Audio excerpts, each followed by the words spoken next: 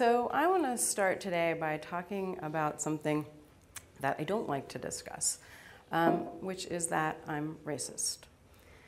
I'm also sexist, and I do a lot of racial justice work. I have a degree in gender studies. I have a lifetime of dealing with gendered bullshit. So it may surprise you to hear that I discriminate against people. It's probably more surprising to you that I admit it. Right? You've probably never heard anybody say before that they're racist. It's pretty unusual. In the US, we have an idea that discrimination is abhorrent, personal discrimination in particular is abhorrent. And it's something that is shameful for us to recognize in ourselves, let alone talk about with other people. Why would I want to bring up something that's really dark within us? All right, so before I answer that, I'm going to tell you about an assumption I'm making about you. Okay?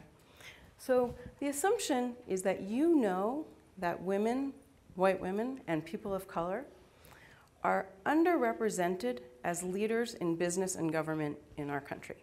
There's a ton of research that shows this and that talks about the problems with that and the lost opportunities, and I'm not going to go into any of it. I'm going to assume that you know that this is true. Now, if you don't already agree with this, this is like an amazing time to check your email, catch up on your Dent newsletters, read a long-form article, because everything I'm going to talk about today is predicated on the notion that you know that this situation exists, you think it's a problem, and you care. All right? So what I'm going to talk about today is how bias plays a role in this condition of underrepresentation. Now, underrepresentation is bigger than all of us, but you have a surprising ability to make a difference, and I'm going to go into that. All right, so let's make sure, first of all, that we're all sharing a vision of what bias is. It is very simply favoring one group over another. Now, in professional settings, it tends to turn up in places where there's a pool of candidates and there's some reward they all want and a decision maker about who gets that reward. So for example, a bunch of people want a job, they want investment dollars, a grant, they want an award, they might want a slot in a school, they might want a speaking slot. Those are the kinds of conditions where we tend to see bias. So for example, systems have bias when one group is very much overrepresented in the winners. And you would see that like in a VC firm where almost everybody they fund is a young white guy. Now you may be thinking, well, okay, so what if almost everybody who pitched the firm was a young white guy? Like maybe white women and people of color just aren't that interested in getting funding. Or maybe they pitched and they weren't really qualified, right? So when a pool of candidates does not have great candidates from a lot of different groups, people call that the pipeline problem, as in there aren't enough women in the pipeline. Now, what few people realize is that when you have a problem like this, it doesn't just represent, reflect a problem that's upstream. It also shows you bias in the system right at hand. So I'll give you an example. We all know that when you have a job opening, you write a job description and you make it public so that anybody could apply, right? If almost everybody who applies is a white man, then it seems pretty obvious that white women and people of color weren't interested in the job or weren't qualified. Like, it just is completely obvious to all of us. But what if the job listing was posted in a place where very few women were likely to see it? Like, for instance, Hacker News or on fraternity alumni mailing lists. What if the job listing had in it language that very subtly encouraged men and discouraged women?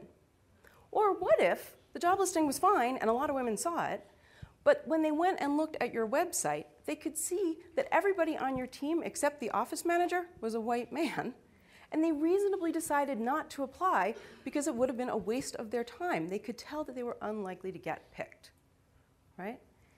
In that light, the job listing appears objective. It appears as if anybody could have gotten that job, but in fact, it's biased, okay? And what's a little tricky about it is it's kind of hidden bias, right? It's a little bit hard for us to see. Now, I've talked so far about systems that have bias, but of course, people create systems. So why is it that fair-minded people like us, well, I already told you I'm racist. We know I'm not fair-minded, but the rest of you, why is it that fair-minded people like you create systems that are not really fair? So there's some brain science to this. And it's basically that we are all born with a little neural pathway for bias, a little way that our brain says, I'm going to make it easier for you to make decisions about other people. Fast, less taxing decisions. So you have kind of just a propensity for bias. Built on top of that, we've got a culture that creates and reinforces all the time pretty rigid ideas and stereotypes about various groups. So what you wind up with is unavoidable and harmful bias in each of us. Now, most of the time, we hold stronger biases against people who are unlike us. But we're all a product of our culture, and so women discriminate against women, black people discriminate against black people, and on and on. Research shows over and over and over again that if you have two identical job candidates, everything on them on paper, their resumes, their applications, all the words are the same, if the names are different, if one of the names is a female name and one is a male name, almost everybody, including the women, will rate the man as the better candidate. When you have two identical candidates and one of them is white and one of them is black, almost everybody rates the white candidate as the better candidate. I mean, identical information, except the names, right? So when bias like that is hidden from the people who have it, and these are, like fair-minded senior managers who do this, when it's hidden, when it is unknowing, it is called hidden bias. We are all the people who have hidden bias, and we create systems with hidden bias. All right, so a friend of mine said recently something kind of extraordinary. She said, I don't mind being called racist, which kind of took me aback. She's a racial justice leader. What she meant by it is that she recognizes that racism is a fact of our lives. It doesn't always have to be a judgment of our characters. When I said earlier that I'm racist, I wasn't being cute, and I don't mean that I ride around town like with a white sheet on my head, right? What I meant is that I'm human, so I have a propensity for bias, and I've grown up in a culture that tells me all the time that white people are superior and that men are more deserving of various resources. I discriminate against people. I've become more and more aware over time that I make choices that I don't want to make. I don't have to carry a ton of guilt and shame about that because I didn't choose these biases. And you all have them too, and you didn't choose them either, right? Bias is not necessarily a cause for shame. It is a cause for action. So we're going to talk today about 12 things that you can do to disrupt bias and increase fairness. These are all pretty simple, but taken together, it's a chunk of work. There's a couple of things I want you to know, contextual information, before I go into them. So one is that there are pretty traditional ways of finding candidates when you've got this pool of candidate situation, right? When you've got that pipeline. So there's two basic ways that you find candidates, and Steve was just referring to this, so sort of like who's available. So one is you create a pool of applicants. You create an application that's some kind of open process. Often it's called an application, but like in a VC firm, it's not called that, but it's basically the same thing. Anybody could apply. And the other way you do it is you invite people that you know or you know of. Right? Now, again, those systems look pretty objective, but it turns out that for a whole bunch of really good social reasons, white women and people of color don't tend to participate in those systems. And they don't tend to show up in them, right? They don't get invited. So the pool of candidates that you have to start is a pool that really overrepresents white men out of the gate without even trying. Now, the other thing to note is that usually when you have these situations where you've got a pool of candidates and some reward, there are many more great candidates than there are rewards available. There are more great job candidates, there are more great speaking candidates, there are more great entrepreneurs than there are jobs, speaking slots, investment dollars, right? So one of the things that makes this particularly challenging is there are often more great candidates just out of the pool of white men alone. So it takes a lot of intentionality to take more time to expand the pool and look for additional candidates. So that's something you need to keep in mind. That the way I usually put this is that for any given reward, white men just seem to fall out of the sky. And they're really good candidates. I'm not suggesting that they are not. But if you want a different makeup, you have to behave a little differently. The traditional methods will very reliably replicate the traditional candidates. All right, so the first thing that you can do to make change is to commit yourself. Now, everything I'm going to talk about today is based on other people's research, and they're all things that I have tried to good effect myself as well. So when I say commit yourself, research shows, and most of you probably know this, that if you want to have more people from some underrepresented group in your workplace, one of the first things you need to do is hire a senior person from that group. Totally true, and of course, what a lot of organizations do is when you hire a chief diversity officer and make sure it's a black woman, and you've killed like 3 birds with 1 stone, right? Not that you shouldn't do that, but you can't hire other people to solve this problem for you. Like, as leaders, we need to make the choice to behave differently. Now, one good example is Mitch Kapor and Frida Kapor-Klein, who run a number of organizations in the Bay Area, including Kapor Capital, which is a VC fund. They are both white. The majority of people who work with them are now people of color, including partners in the VC firm. They didn't hire somebody else to do that. They made a commitment to looking for different kinds of candidates over a very long period of time and really hiring and promoting those folks. And one of the things that's important here is that if you make it somebody else's job to find other kinds of candidates, their criteria for finding candidates is different from yours, and you'll be in conflict with them right away, and you will have marginalized their work. So you want to make a commitment yourselves. Now, you also need to educate yourself. I don't expect everybody to leave the room today really like embracing the racism and sexism and ageism within you. But I would ask you to spend some time understanding better how bias works. And I have included in this deck on the very last page a couple of links with information about bias and how to disrupt it. But that's just one piece of it. So one part is educating yourself about bias, but another part is really coming to better understand people who are unlike you, people who are from the underrepresented groups that you want to work with more closely. When you can understand people better, your empathy can grow, and you can actually start to really change your own decision-making processes, right? So one pretty obvious way to do this is through social media, is to follow on social media people who are unlike you.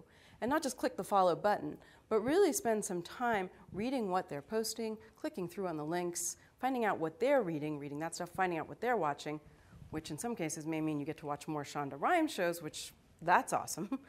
It's not the end of the line, however. But really committing to spending a little bit of time understanding people better. If you followed 2 new people a week, in a year, you'd have 100 fresh candidates, and you'd be more aware of their networks as well. If you are already following too many people, you can always swap out a few white men. And I want to be completely honest about this. What I mean is, if you are white and you are not following a lot of Black and Asian and Latino folks on social media, you're missing a huge opportunity to learn. If you are a man and you aren't following a lot of women, you are similarly missing a huge opportunity. Don't let that pass you by. So I've so far talked about things, these 2 things, that committing yourself and educating yourself. Those are really personal things that you can do. I'm going to talk now mostly about things that your organizations can do and that you can lead in your organization. So, of course, your organization needs to have somewhere on the website a sentence that says, we are committed to working with all different kinds of people. Like, every website has that. You must have it. It will do exactly nothing to change the dynamics of your pool of candidates. And the reason is that anybody can take a look at your track record and see what you've been up to. And if it really isn't different, if you really don't look committed, they're not going to play your game. Right? You cannot expect people to trust you despite the evidence.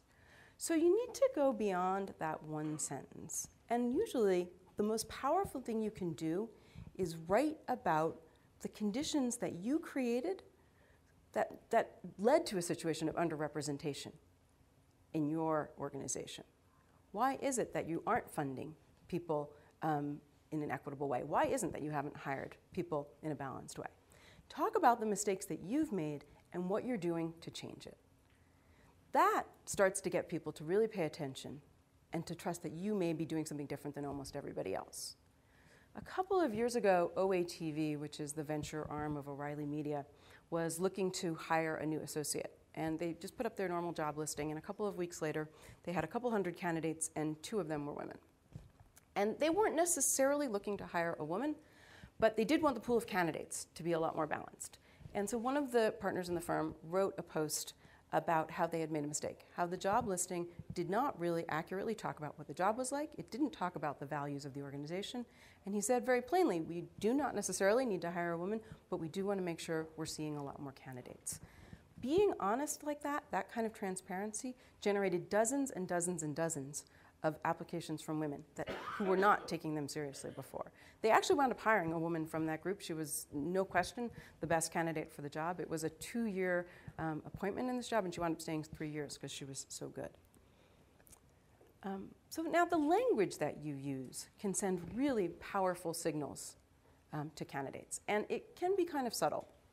So for example, if you say that you are looking for experts to hire or to invest in, people who consider themselves experts will, of course, apply. People who have expertise may not apply.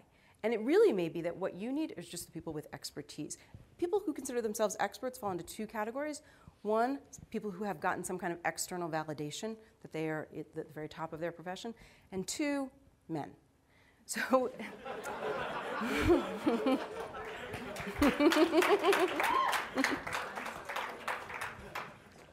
yeah. So anecdotally, women almost never consider themselves to be experts, even when they have very deep expertise. Men often do. So you may not be drawing even the kind of people you want if you say that you are looking for experts. Now, other kinds of language are important too. Research shows that women typically apply for jobs when they consider themselves to be 100% qualified, and men apply for jobs when they consider themselves to be 60% qualified. That's a really easy gap to close. You can just say in the job listing that you're looking for somebody who has a percentage of the qualifications. I'm sure almost everybody in here knows that if a man and a woman start the same job on the same day, the man is almost certainly getting paid more. And part of the reason for that is because men usually negotiate on their way in the door and women usually don't. Right? You can solve that problem with language as well. This is really interesting. Again, research shows that if you put the word salary negotiable in a job listing, 2 things happen. More women apply, and women who are offered the job tend to negotiate and get fair comp right away. So the language is incredibly important. All right, now Steve referred earlier to the usual suspects. That is the phrase I typically use here. Because when you've got a situation where you have a pool of candidates, those candidates often think that in order to get the reward that you have to give out, that they either have to know you already or they have to have a connection to you. And pretty often they're not wrong. Right? We all tend to favor job candidates who were referred by somebody internally, right? In fact, people often get bonuses for referring people internally. VC firms tend to favor pitches where the entrepreneur was referred to them by somebody they already know. So they are not wrong to think that they need to be connected to you.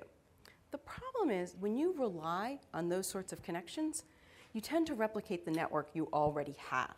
You bring in people who look like you already. And even worse, you tend to miss candidates who may be outstanding but aren't captured by your network, right?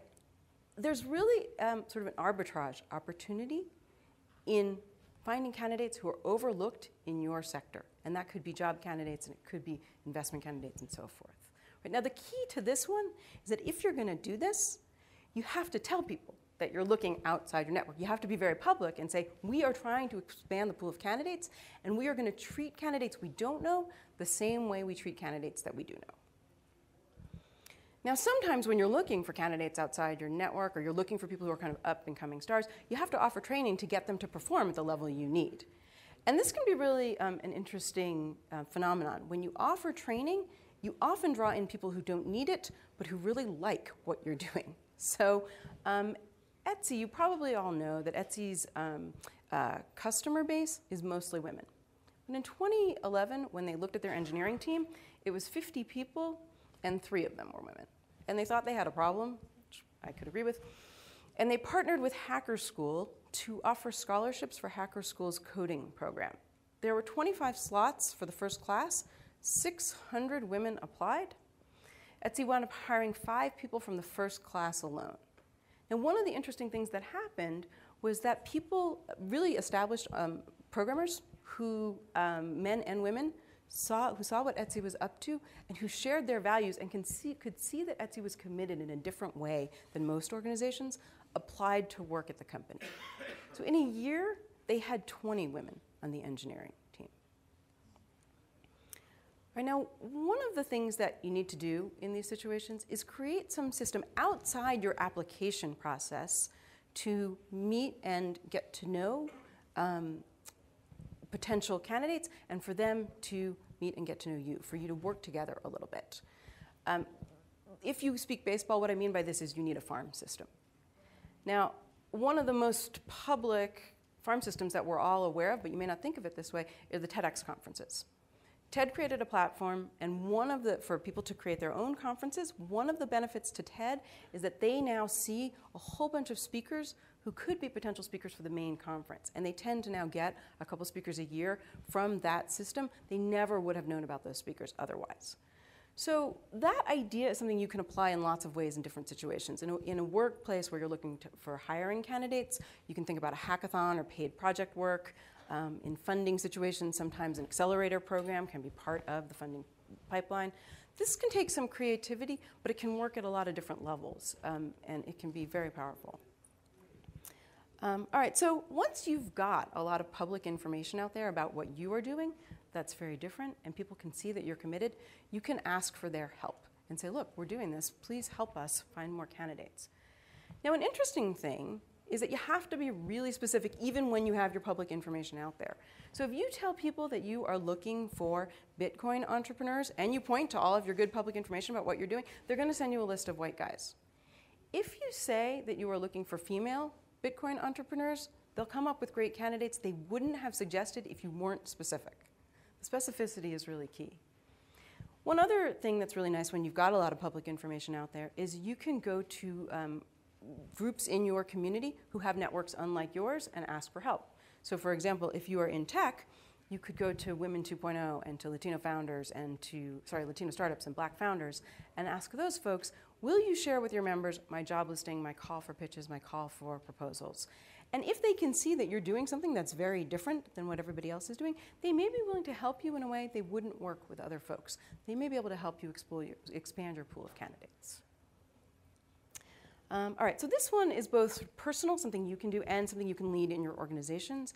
And this is about building relationships with individual candidates. And that is obviously a long game, right? But it is important because in many cases, people who are underrepresented in your community already don't really see themselves as stars in your world. They may not see how they could be a great candidate to work in your organization or how they might really be a fit for your portfolio.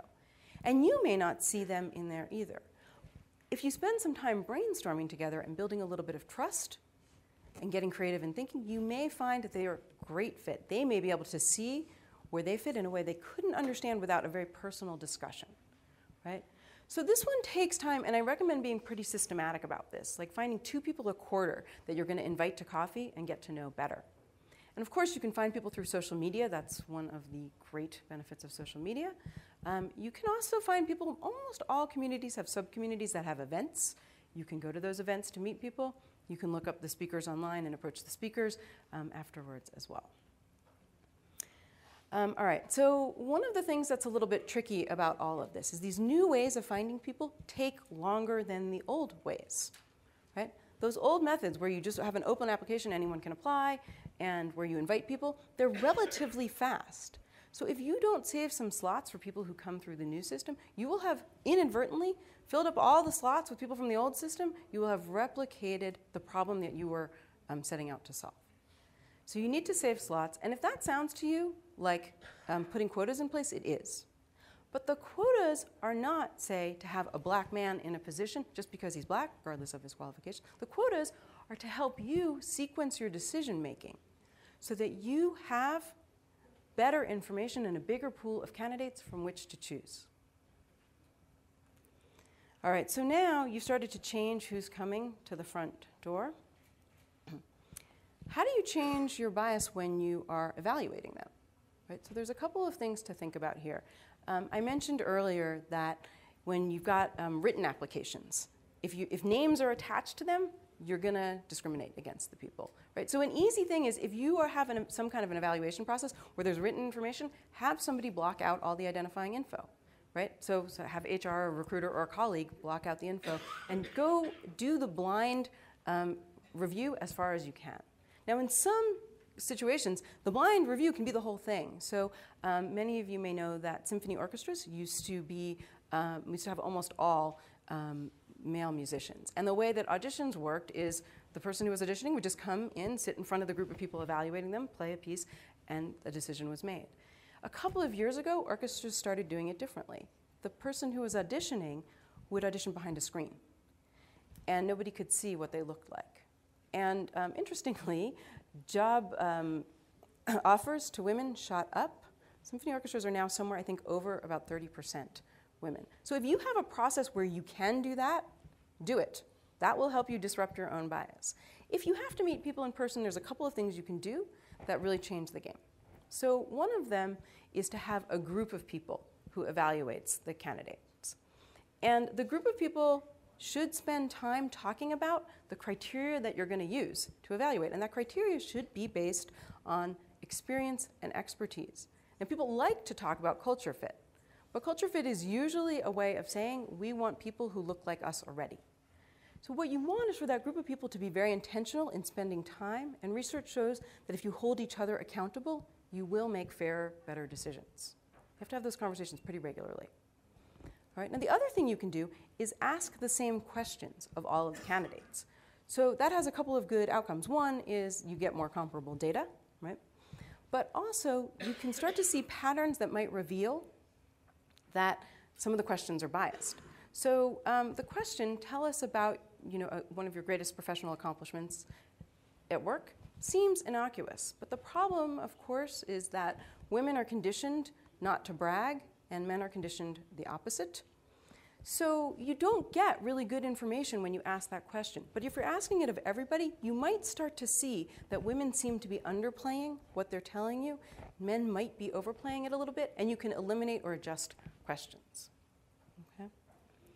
So now you've got people coming to the front door, you're evaluating them pretty fairly, you've really sort of changed the dynamics, and maybe there's more diversity in your group of winners, right? So diversity is one thing. People use the word inclusion these days to talk about what happens now when you've got those people there. How do you ensure that they are getting promoted fairly, that they're getting treated fairly? One of my friends likes to say, you can invite me to the party, but if I don't like the food, don't like the music, and nobody's asking me to dance, I'm going to leave, right? There's absolutely a best practice for this in professional settings, and it's pretty straightforward.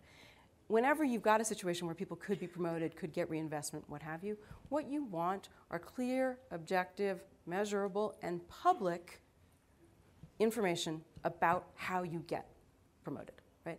That's the standard. The norm is the opposite.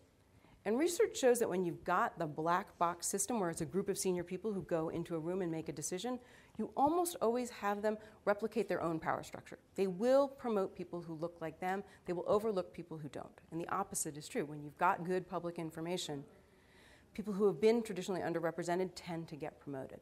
So you may have seen that last week Twitter was sued by a former female engineer there, and the whole suit is pretty much based on the idea that the way promotions were made at Twitter, and still are, was a group of senior guys who went into a room. Nobody knew the criteria they were using to make promotions, and almost everybody who was promoted over a number of years was a white man. Right? You can change that kind of dynamic with more transparency. So basically what I'm calling for across the board here is more transparency. I am asking you to understand, to look more closely at your own biases and at your organization's biases, to be more transparent with yourselves about them. Think about if instead of spending time trying to convince yourselves and your colleagues that you aren't racist and you aren't sexist and that you aren't ageist, if you took that time and energy into looking at the ways you are and into trying to change those dynamics, we'd be in a very different place. Because there is really no question your mind is definitely biased, but your actions do not have to be. Thank you.